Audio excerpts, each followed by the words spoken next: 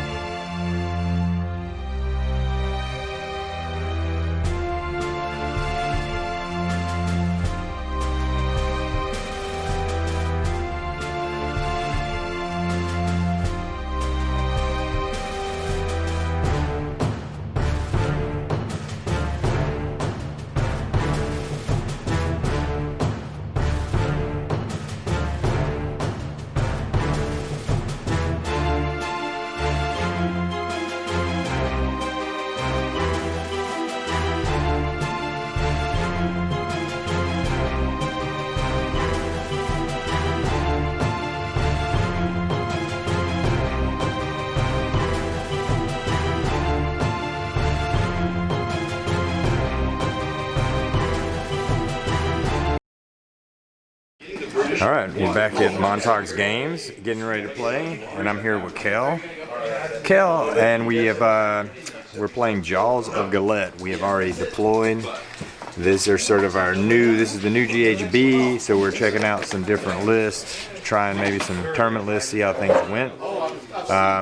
Kel, I'll let you go over your army first. Yeah, so I've got two 20 blocks of Bladegeist Revenants. I am the Scarlet Doom subfaction, so they are a battle line. They are Galatian veterans with the new battalion for Galatian veterans, so keeping that buff on them, they can fight in ranks. I've got two Spirit Hosts, or Spirit Torments. I've got one unit of Spirit Hosts. I've got one Korgas Cruciator. My general is the Guardian of Souls now out front because he can't shoot him. He's got Master of Magic and he's got Shade Mist. We've got a unit of 2 Chain Ghasts. We've got a unit of 10 Bladegeist Revenants, not Galatian veterans. 10 mans don't need as bad as the 20 mans do. And then pulled off the board for deep striking, I've got one unit of Chain Rasps, a Lord Executioner, which I'm really kind of just trying out. I want to see if I like them for the new edition, and a unit of Banshees, which obviously I don't need against Ogre Magic until I get closer. So that's where we're at. Oh, one update on that. What was it with him? The Lord Executioner is getting the seasonal champion mechanic, which everybody gets one champion enhancement from the whatever they are. He counts as 10 models. He's stubborn like a rhino.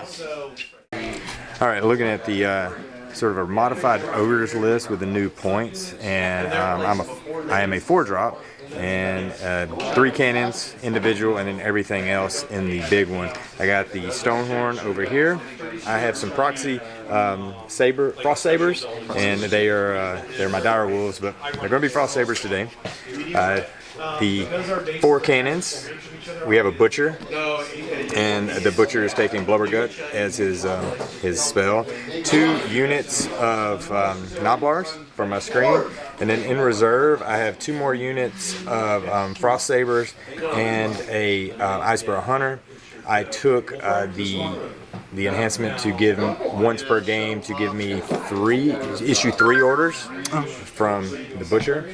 And that's it. So this will be a good test. I had to reformat the list from what I'd been playing because of the points increases on the cannons. So I'm seeing if it's worth keeping all the cannons and running Frost Sabers, or is it just better to go back and drop a cannon and run the Lead Belchers.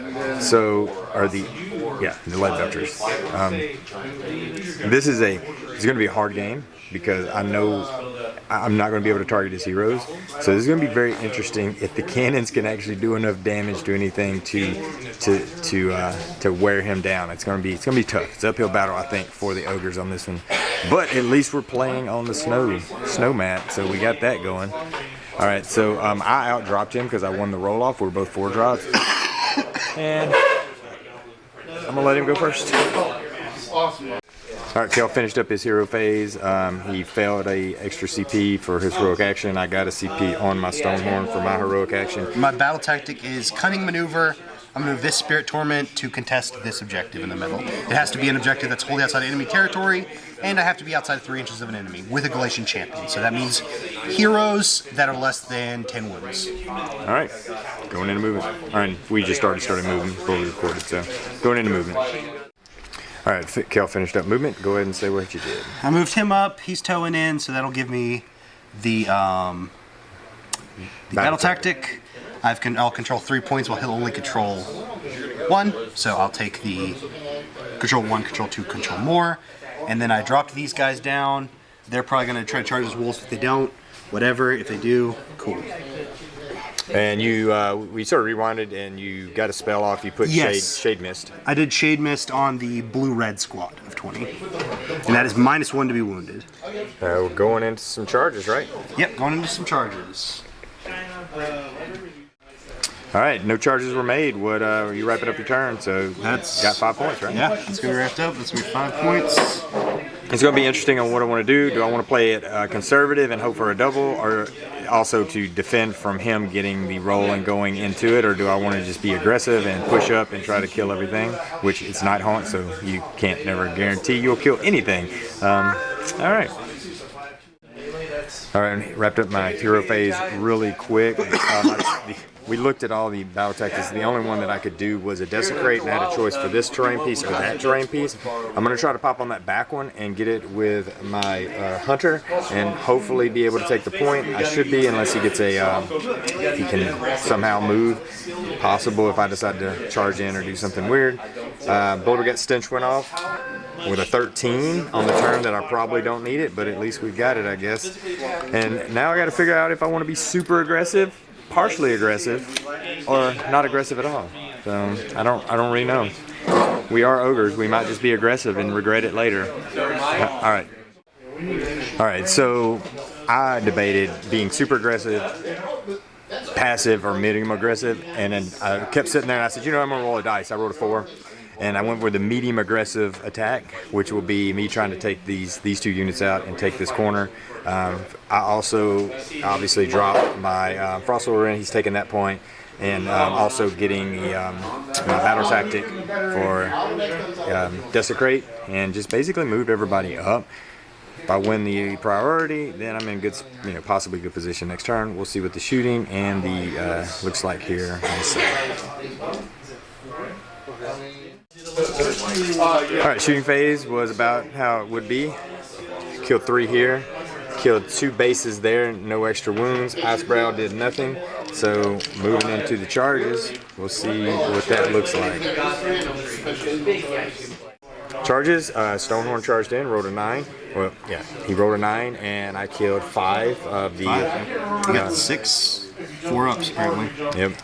And now in the charge phase, he's going to do his beautiful Stonehorn monsters. Yep. And that's going to be a roll. 3d6. It's 3d6. Yep. So you can move 10 inches as long as you end within 3 inches of an enemy. Yep. So I'm going to see what I can get with that roll for 10 inches. Maybe I can clip them and come back off of them. I don't think you'll be able to get far enough because you'll have to go all the way over and then come back. Yeah, they're like 9 inches away. There's no way. Okay. So it'll just be these 2? Yep. So on the first unit is on the 2 up, right? Yep. 2 up, D3 on them for 3. Which I thought that was on the... Okay. Because I'm getting it on both because I went over both. Yeah. All right, you got them. And then a 2 up on the him. Gets it. Okay. For 3. He takes 2. All right. And then we're going into combat. All right. Well, that combat was way closer than it's supposed to be because you know what? An all-out attacking Stonehorn, is not guaranteed to kill anything. He got him to the wound. To the wound. The wolves didn't have to activate, but they might have been dead anyway. Or the wolves, the frost sabers might have been dead anyway. So we got him to the wound, which was a good thing. He brings back 1 there with his Spirit Torment. Yep. And I max out 5 points. So we're gonna roll to see what's up. Okay, it's me. Yep. And bye, Stonehorn. All right. There we go.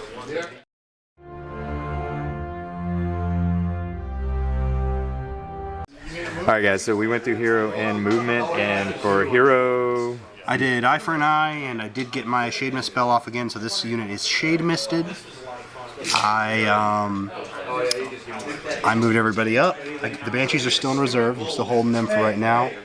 We've got everybody moved up. We're about to go for a big hit. I tried to redeploy these guys just to screen my cannons better, rolled a 1, so they really didn't do anything. And I finest houred him. And that's it. Going for charges, right? Yep. Charges. Alright, so a lot of good charges from Kel. Walk him down. Alright, it's hard to go through it all, but a lot of these guys charged in Noblars to get themselves in ranges of different things. They all made it. I got a lot of big charges. I got a 12, I think. I just put this minus save on this guy.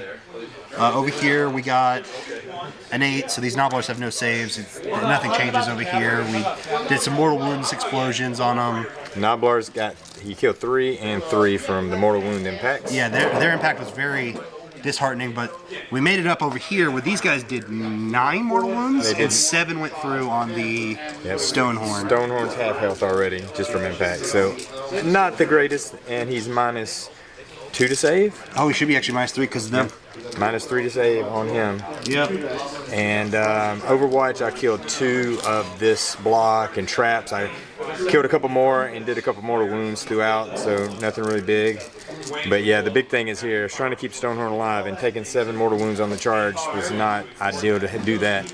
So now we'll go into monstrous actions and the combat phase, right? Yep. All right. Oh, the mass carnage everywhere. We'll start over here. Yeah, the Bladegeist Revenants went. They killed just to the wound. They killed the Stonehorn, and then they killed the dogs. Yep. And then over here, I went with the Bladegeist Revenant so that my heroes could do a little damage. Only 2 of them were able to attack one of his blasters. Did 4 wounds to it. Then a hero crept in and bopped it. For the rest, I think did 6 damage because it's a Spirit Torment. Lost a chain gas to sneaky Noblar traps, and yeah, killed that unit of Noblars with the blade guys. Well, 2 is left, but no inspiring presence allowed. So sort of stuck in right there. I am 600 points down, so that's not optimum. And you scored your tactic for eye for an eye. Eye for an eye did kill something, and you held. Ooh, we're gonna look at that. You held 1, 2. I have 9 here. I don't know how much. That is a monster. So is it 5 or 10? Yeah, it should be 10. Okay, so you'll get that. So I will only hold 1 and 2. So I'll get 9 points. Hero phased. I put Cunning Maneuver for my battle tactic. He's just going to take that point or sit right there, and I will get it. And I tried to do Maul, hoping to get some high rolling and pop something. However, I rolled a 6 and didn't matter. He dispelled it anyway. So moving into the movement, and then we'll do the movement. There won't be much, and then we'll go into shooting. For the movement, these guys just sort of spread out. I'm sort of running away. I'm still towing that point back there to get my battle tactic. I decided to pull this cannon out of combat because with him being -1 damage and then like all the debuffs on those guys, that shot isn't going to do a ton anyway, and the return hits would probably kill him or should kill him. Did keep him in combat. We're going to try to shoot him, so that would be a good thing. And going in some shooting.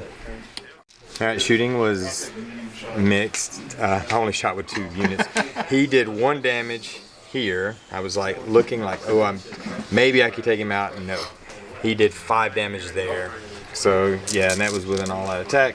It's kind of what it is. And moving into charges, there's not going to be any. You don't want to charge with him? No, I don't think so. We'll go hit the blade guys. No, there won't be any charges, and I'll just go right into combat over there. Okay. All right, so Clubber killed him, and he's bringing his models back. Yep. I held 1, 2, 3, and I got my battle tactic for 5 points. So now it becomes the roll-off. All right, 6-1, yay! I needed that to even stay in the game because, guys, if you know what would happen here, this would all be dead if he got the turn. So we are we'll look for a battle tactic and go on with it.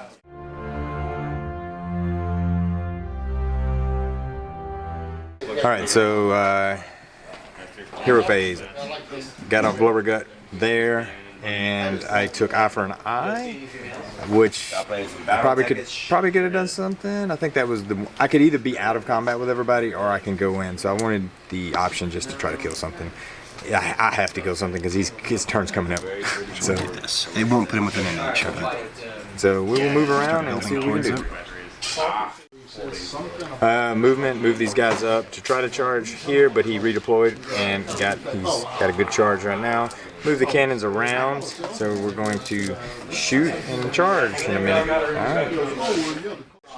Well, shooting was not lackluster. I did how many wounds there? 3. 3? Yeah. I killed 3 models, and then I did kill his spirit armor. Yeah. So and now we're going into charges. So we'll get some charges done and see what happens. Well, combat goes about as well as it goes against Nighthaunt because you can't never figure out what's going to happen.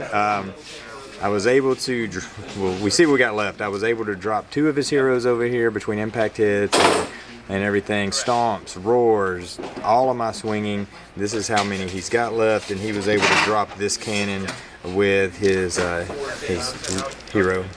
And yeah, so didn't quite do enough. I really was hoping to wipe this turn. That's what I kind of needed to do because I still have. It feels like a third of his army to deal with, and his Banshees haven't even dropped down yet. So we're kind of strung out here, but hey, we're not that. It's not the worst shape. I thought I'd be dead by now. All right, going into, and I score my battle tactic, Eye for an Eye.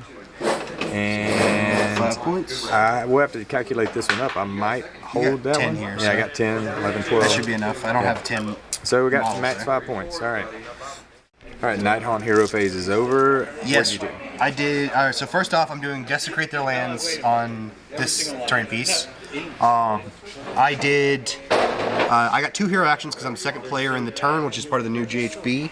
And I did Strike at the opening, which allows a friendly Galatian champion within 3 inches of an enemy unit to fight if it has not already fought in the hero phase. However, it gives it strike last. So I did, my first heroic action was to give him a command point from the 4 up, which is actually 2 up now for me. And then the second one was to make him fight, and he killed the cats. Yep. And I tried for a CP, and I did not get it. And going into movement. So movement, what we got? All right, and just kind of moved that ball that was over in that corner that dealt with the Stonehorn up. Drop the Banshees down. I'm going to take this point, get my Desecrate, easy peasy, that's done.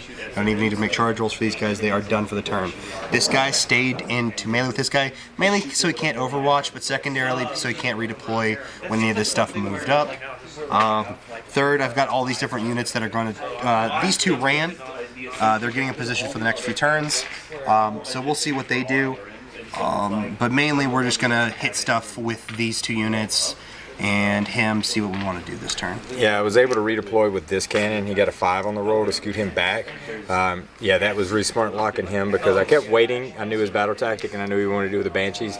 I was hoping, because it would still be a monster, that if he would moved off of him, I would have redeployed, and if I got a decent little roll, I could have got back to that point to lock him down from taking that, so at least that would have helped. He could have still got Desecrate, but he couldn't have probably taken the point if I'd got a little roll.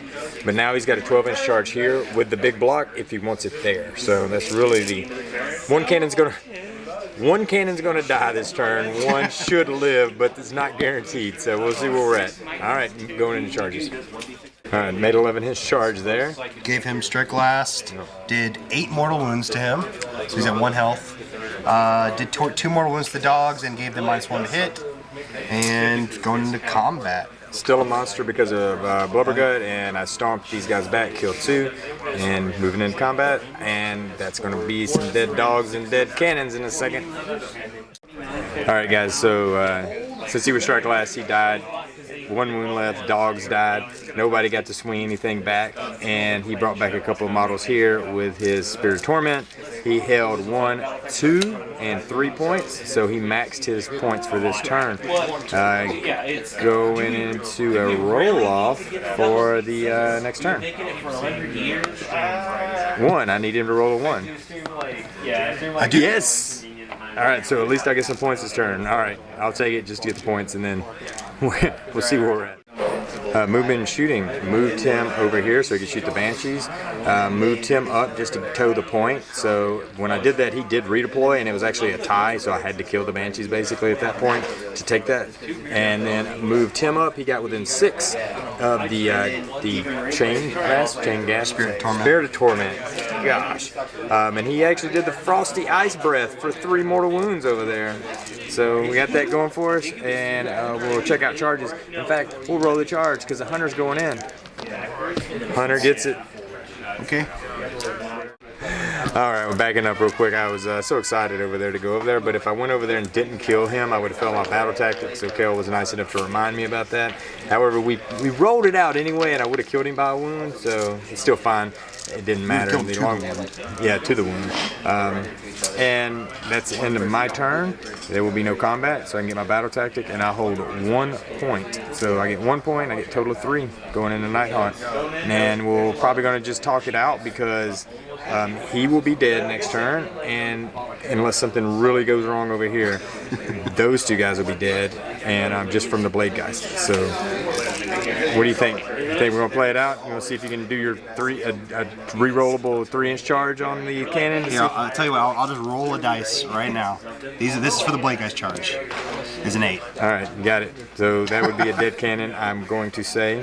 And good game. So it was super close. He did table white, and I will say this. This is a really hard counter. Nighthaunt are a really hard counter for this ogre shooting list, and they actually, I think I did a little bit better than I was thinking it was going to happen. I did get a double turn in there, and I kept priority that 1 turn I needed it to stay alive. But what do you think, Kel? What do you think about the new Nighthaunt or the new GHB with your Nighthaunt? I love the new GHB, but I'll tell you,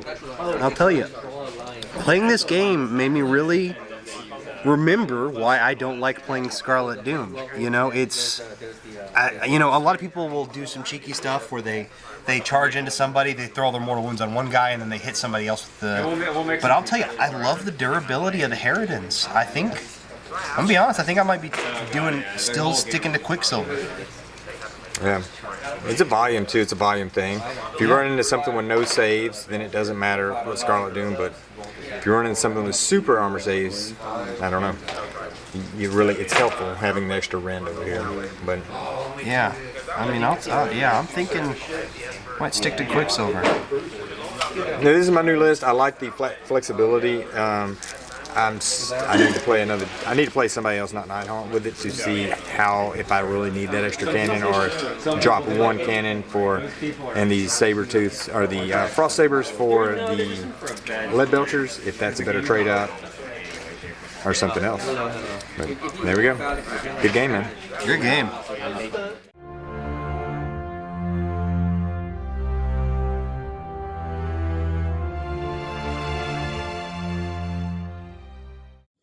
So there you have it. Nighthaunt versus my Mawtribes. Kel got a good solid win, and it would have been a lot less close as it was if I wouldn't have got that 1 priority roll off. What my list is trying to do is just it's got a high rend, so I'm defeating a lot of armor saves, and it does really good damage, especially to characters. Well, in this edition, it kind of took a step back from the points changes and different things. You couple that with the fact that we're playing Nighthaunt, where my rend doesn't mean anything, and he is ignoring a bunch of my damage too, or he's ignoring a damage. It really hurts the list. So don't use this game as a gauge on how good or bad Mawtribe cannons are or Underguts are in general. It's Nighthaunt. They're a really good counter to Mawtribes at this point, and in fact, Nighthaunt is a hard counter to a ton of lists out there. Just know that if in a normal game, those cannons and just the Mawtribes and Underguts in general, they do a lot of work. I do think they took a slight step back with the new GHB just because of the point increases and not being able to target the heroes, like I said, but they're still good, and there's a lot of ways to play Mawtribes right now. You could play Underguts, you could play like a Meat Fist, or you could play, Monster Trucks and Kragnos are still all viable options. So if you're starting out Mawtribes or you're going up against somebody with Mawtribes, don't take them for granted because they have some play right now. Now, Nighthaunt, on the other hand, are A plus tier, S tier in this edition. Basically, the new edition didn't do anything but help them, in my opinion. Um, their heroes are just like made for to be Galatian champions, so they get those extra battle tactics, they get all those little extra tweaks and rules, and now you can't target their heroes in shooting, which was one of the things that if I was playing against Nighthaunt and I was a shooty army, you always target their heroes first because that's their force multipliers. That's that's doing all their extra stuff that sort of puts them over the top as an army. Um, but now you really can't do that because of the season rules. So Nighthaunt are in a really good spot. I think you're going to see them winning a lot of tournaments. And the only downside with Nighthaunt, I think, is a lot of people don't like to play with them because of their mechanics. They are kind of bully ball where some opponents just have no chance against you just from the sheer like the way the rules are for their army or whatnot.